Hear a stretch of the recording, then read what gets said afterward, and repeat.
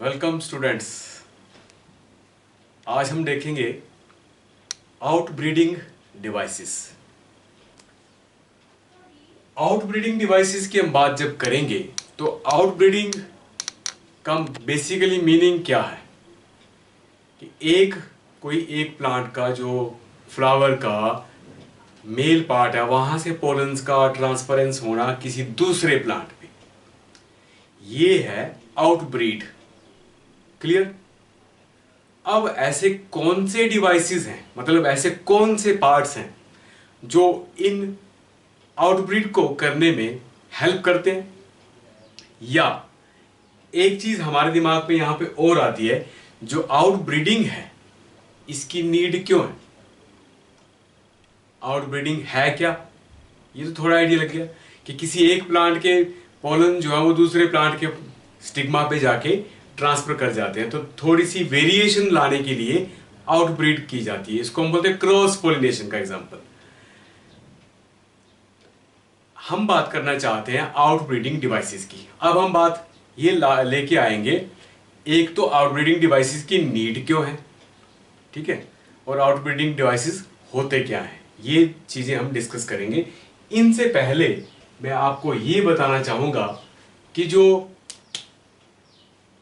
जितने भी एंजियोस्पर्म्स हैं, all angiosperms, they have mostly, in all angiosperms,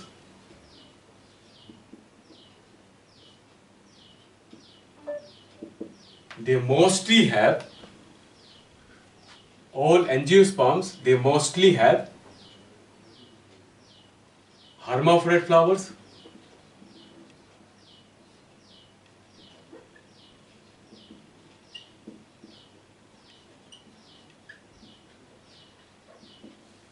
means bisexual flowers.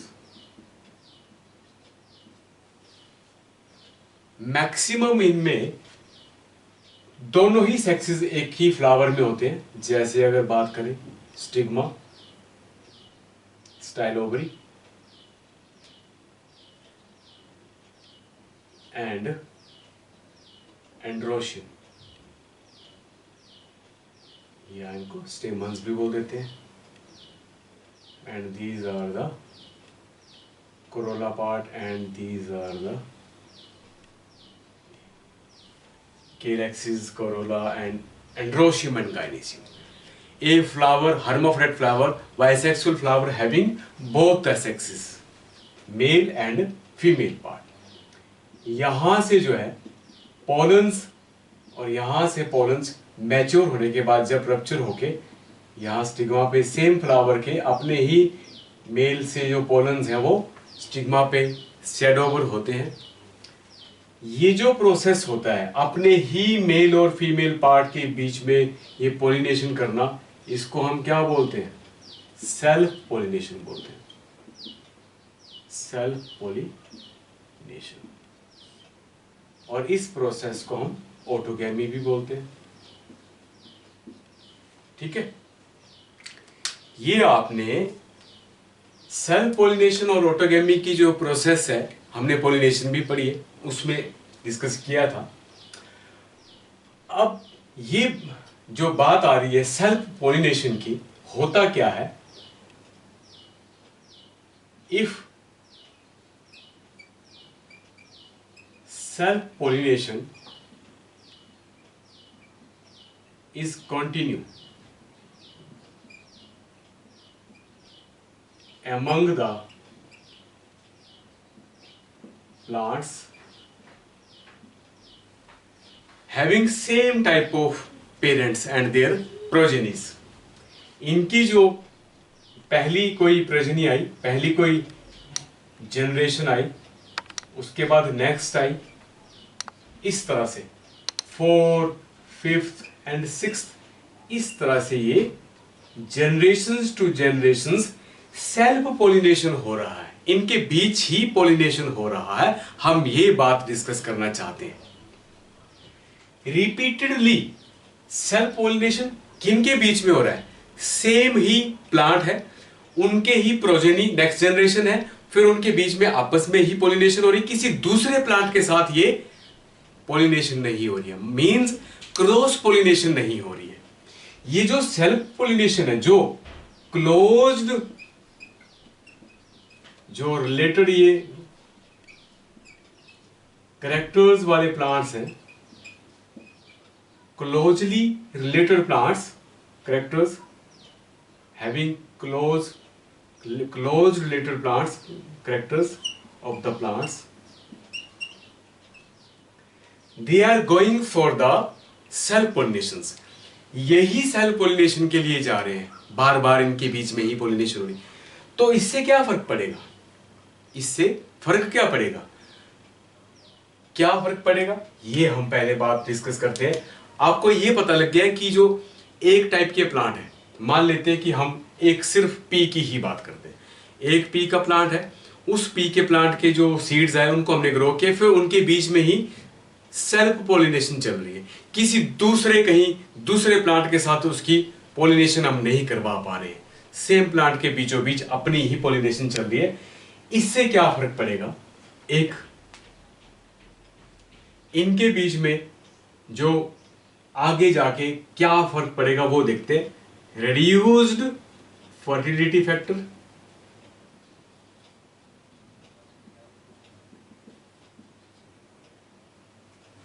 Fertility factor में कमी आएगी, रिडक्शन होगी, और प्रोडक्टिविटी में फर्क पड़ेगा। देयर विल बी ए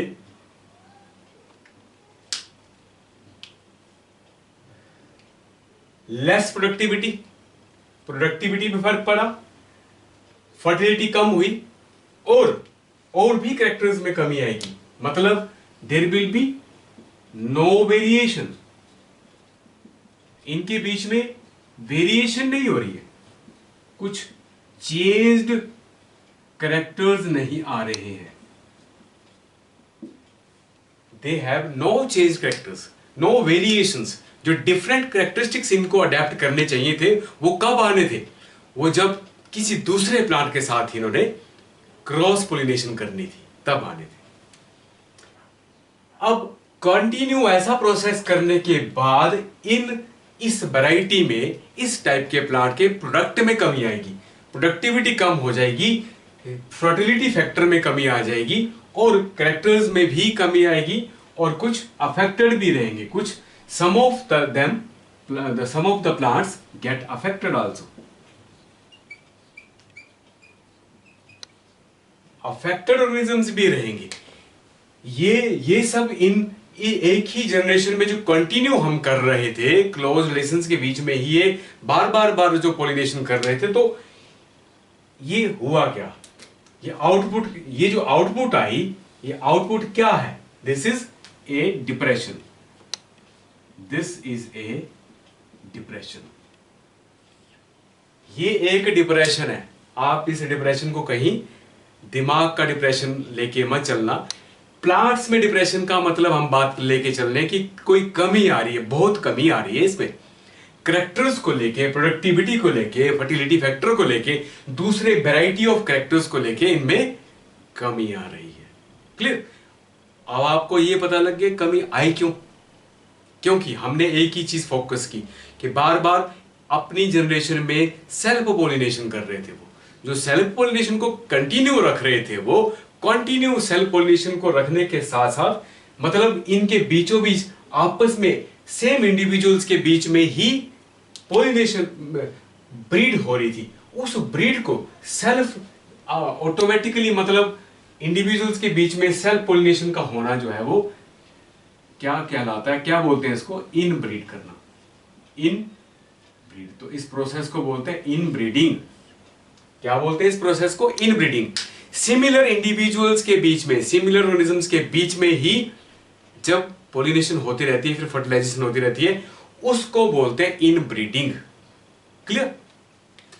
इस इन ब्रीडिंग की वजह से क्या आया, ये सारी कमी किस वजह से आई?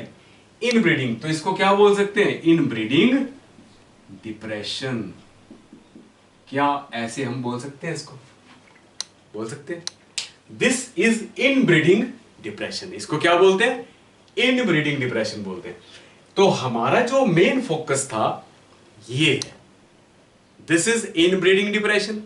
अब इनब्रीडिंग डिप्रेशन, इनब्रीड करने की वजह से, सेल्फ कॉन्टिन्यू पोलिनेशन की वजह से ऐसा हमारे पास इन चीजों की कमी, इन करेक्टर्स की कमी आई, डिप्रेशन आया, इसको बोलते हैं इनब्रीडिंग डिप्रेशन। तो हमें क्या करना है, हमें इसको चेक करना है, इसको रोकना है और इन प्लांट्स को किसी दूसरे प्लांट्स के साथ क्रॉस पोलिनेट करवाना है, ताकि उसके बाद जो प्रोडक्ट आए उनमें कुछ चेंज आए और इस तरह के डिप्रेशंस ना रहे। ऐसा करने के लिए plants have to adapt some different devices to do the outbreeding. Inbreeding को रोकना है, नहीं करवाना है, और प्लांट्स अब अपने अंदर करेक्टर डेवलप करेंगे to do the outbreeding. So what are those devices, वो कौन से ऐसे डिवाइस हैं जो आउटब्रीड करने में हेल्प करते हैं, ये हम देखेंगे।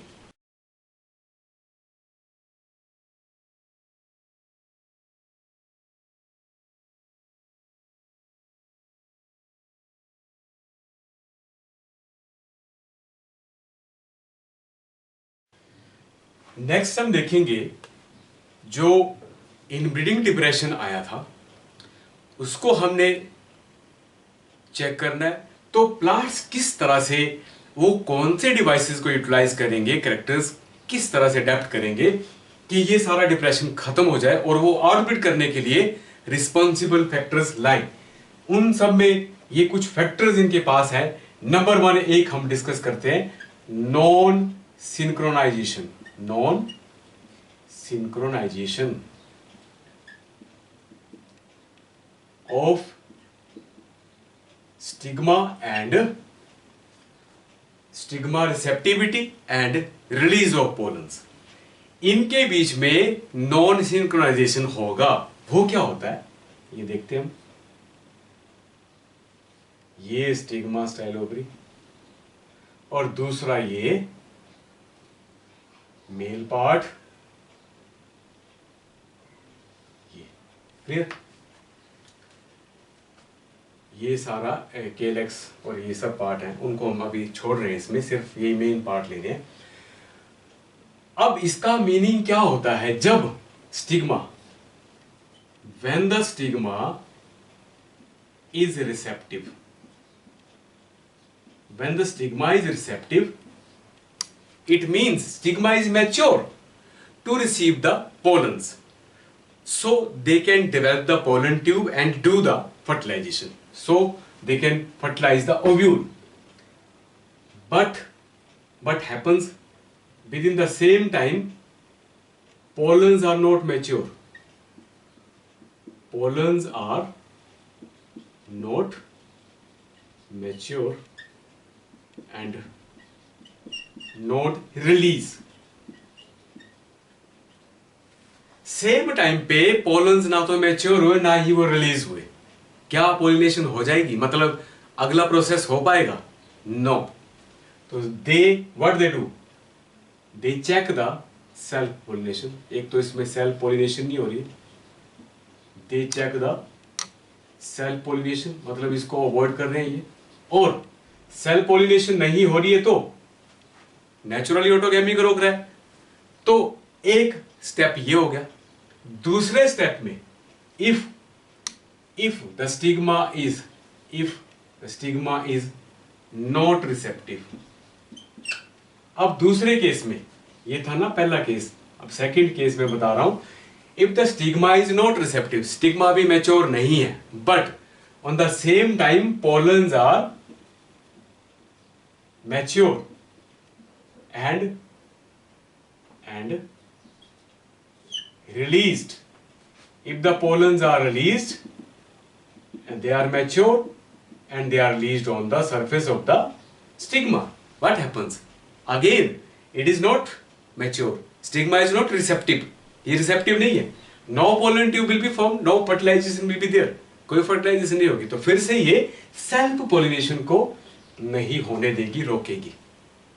This is known as non synchronisation of the stigma, receptive stigma या रिलीज ऑफ पोलन्स। पता लग गया आपको? यहां तक क्लियर होगी बात? नाउ सेकंड पॉइंट हम चेक करते हैं। इसका पॉइंट है different positions of the stigma and pollens. ये भी बहुत अच्छा है।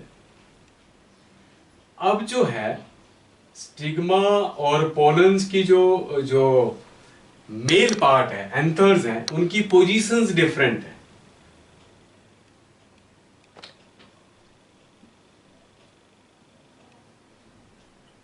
This is the position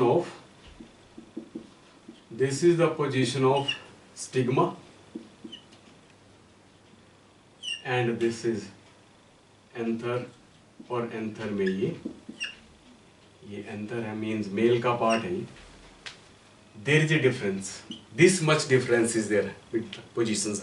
height बहुत ज्यादा है। They are leasing the pollens, they are not easily set over this, it is very difficult to reach them up to this level. यहां से यहां तक पहुंचने में इसको आसानी नहीं है, तो पोलिनेशन करना बहुत मुश्किल है। Again they are what they are doing, they are avoid the self pollination. तो ये ऐसी पोजीशंस की वजह से इसमें क्या कर रहे हैं, ये सेल्फ पोलिनेशन को अवॉइड कर रहे हैं। तो what they are doing, they are approaching और फेवरिंग द क्रॉस पोलिनेशन। कैसे, they are carried by the wind, हवा से जो है वो ये कैरी कर लिए जाएंगे और दूसरे किसी फ्लावर के स्टिग्मा पार्ट पे सेट ओवर हो जाएंगे। आई होप कि पोजीशन ऑफ स्टिग्मा एंड जो मेल पार्ट है एंथर्स, इनकी जो पोजीशंस है ये भी इसको सेल्फ पोलिनेशन को चेक करने में हेल्प करती है। आई होप क्लियर होगी बात, यहां तक पता लग गया आपको। अब नेक्स्ट पॉइंट देखते हैं, self incompatibility.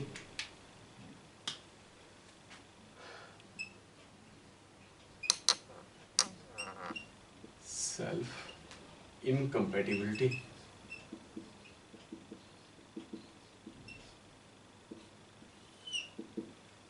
now what happens, again there is a stigma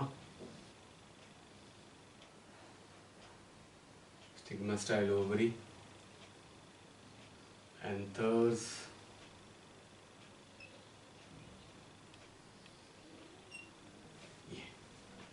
what happens, now there is a genetic mechanism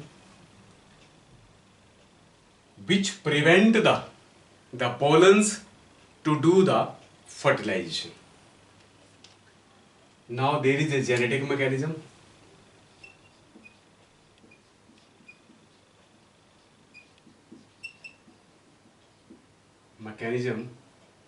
which prevent the fertilization or fertilizing the ovule of same flower or different flower of a plant, different flower of a plant। Same plant की अगर हम बात करें, उसका बोलता है चाहे वो सेम फ्लावर है, सेम फ्लावर में मेल और फीमेल पार्ट है, या डिफरेंट फ्लावर के हैं but of the same plant, same plant के। ये क्या करेंगे, they are not allowing the fertilization, checking the fertilization, मतलब फर्टिलाइजेशन को चेक कर रहे हैं, ओव्यूल को फर्टिलाइज नहीं होने देंगे। जेनेटिक मैकेनिज्म है टू प्रिवेंट दिस प्रोसेस, वो इस प्रोसेस को रोकेंगे। क्यों, the pollens of the same flower they are shed over the stigma, they are shed over the stigma and no fertilization is there, ये इसको फर्टिलाइज नहीं होने दे रहे। क्यों, because pollens are, they are not allow the pollens to develop the pollen tube. यहां पे pollen tube जो डेवलप होनी थी इसको अलो नहीं कर रहा है। इट इज दिस मैकेनिज्म, जो जेनेटिक मैकेनिज्म था उसने इसको रोक दिया. It is not allowing it to develop the pollen tube. Pollen tube भी डेवलप नहीं होने. इनकम्पैटिबिलिटी शो करता है इसको, कंपैटिबल नहीं शो कर रहा है. This is known as self incompatibility. खुद में ही इनकम्पैटिबल शो कर रहा है, इनकम्पैटिबल, अलो ही नहीं कर रहा है इसको. जब अलो ही नहीं करेगा तो पोलन ट्यूब ही नहीं बनेगी. जब पोलन ट्यूब नहीं बनेगी तो कोई फर्टिलाइजेशन नहीं होगी. Okay, no fertilization means overall process नहीं हो पाया. This is again avoid the self pollination. क्या कर दिया इसने? सेल्फ पॉलिनेशन को रोका. मीन्स सेल्फ पॉलिनेशन का मतलब है, सेल्फ पॉलिनेशन को रोका, अवॉइड द ऑटोगैमी. ऑटोगैमी को इसने रोक दिया. क्लियर है? हाँ, यहां से पोलन्स कहीं एयर के थ्रू कहीं दूसरे किसी प्लांट पे जाते हैं तो वो कहीं उसको फर्टिलाइज कर सकते हैं, तो क्रॉस पॉलिनेशन हो सकती है. बट सेल्फ इनकम्पैटिबिलिटी की वजह से यहां पे सेल्फ पॉलिनेशन चेक हो रही है. क्लियर? अब नेक्स्ट, आई होप कि सेल्फ इनकम्पैटिबिलिटी आपको क्लियर पता लग गई होगी. नेक्स्ट हम देखते हैं unisexual flowers. How the unisexual flowers are helpful. How the unisexual flowers are helpful to check the cell pollination. Unisexual flower जो है वो किस तरह से रोकते हैं सेल्फ पॉलिनेशन को, या ऑटोगैमी को कैसे रोकते हैं, ये हम देखते हैं. ऑटोगैमी को कैसे ये रोकते हैं ये हम देखते हैं. यूनिसेक्सुअल फ्लावर्स हमारे पास दो तरह के आते हैं. एक है monoecious plants,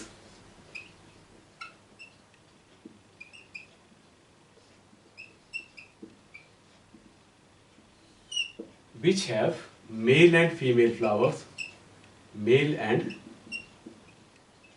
female flowers born on the same plant.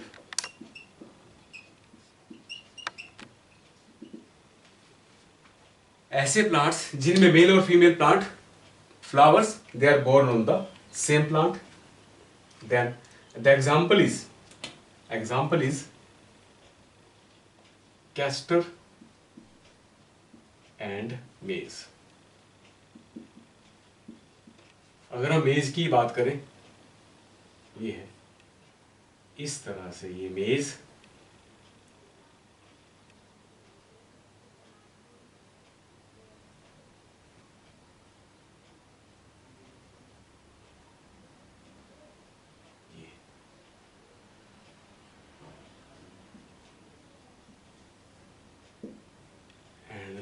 there are some male flowers. They are lying basically on the top of this. and अगर हम ये देखें तो इनके इस तरह से ये लीव्स हैं. मेज की अगर हम बात करें, these are female parts and stigma style, they are coming outside of this female part, and these are male flowers.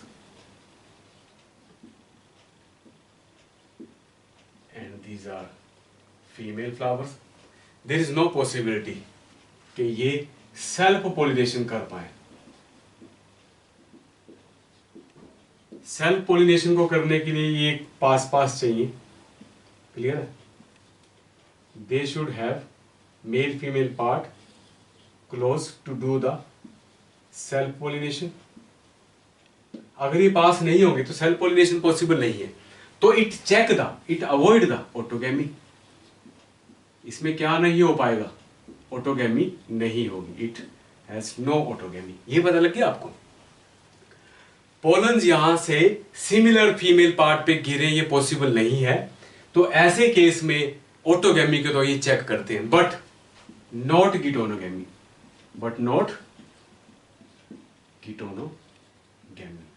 गिटोनोगैमी में क्या होता है कि जो मेल और फीमेल पार्ट होते हैं they should be on the same plant. मतलब जो दोनों सेक्सेस है एक ही प्लांट पे हैं, तो कभी एयर उसको लेके आ सकती है. That may have possibilities, but it is a part of cross pollination. But geitonogamy को ये मीन्स गिटोनोगैमी को ये फेवर नहीं करता है, ये प्रोसेस हो जाती है वहां पे। आई होप कि ये क्लियर हो गया होगा आपके दिमाग में। This is a part to check the self pollination. Male female अलग अलग होते हैं बट सेम प्लांट पे होते हैं, ये पता लग गया। इसके साथ दूसरा एक और टाइप का प्लांट है डायोसिस प्लांट। ये प्लांट्स में क्या होता है, मेल और फीमेल जो प्लांट्स होते हैं वो सेपरेट होते हैं। Male plant having male flowers, they are separate, they are growing separately. Female plants having female flowers, they are growing separately. तो they are known as dioecious plants. उनको क्या बोलते हैं? They are known as dioecious plants. They are known as dioecious plants.